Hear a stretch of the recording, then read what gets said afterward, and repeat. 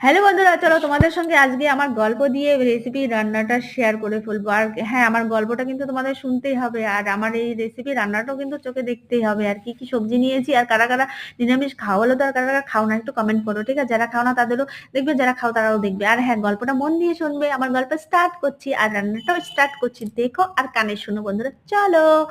আমার বর তো প্রচুর ভালোবাসে খাসির মাংস, আর খাসির মাংস খেয়ে খেয়ে পুরো একদম ফ্যাটি লিভার বানিয়ে ফেলেছে। তারপরে এখন তো ডাক্তার বলেছে তোমার কিন্তু একদম খাসি বা কোনো মাংস খাওয়া চলবে না, মুরগির মাংস, খাসির মাংস এসব খাওয়া চলবে না, একদম অ্যাবাউট, ঠিক আছে?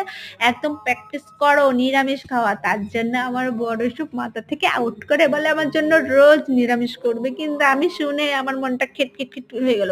কারণ আমার খেতে আবার খুব অসুবিধা হয়, আমার তো ডাক্তার ওইসব বলে না, কিন্তু নিরামিষও খাওয়া ভালো এটাও আমার বুঝতে হবে। তার জন্য শুরু করেছি এই রান্না।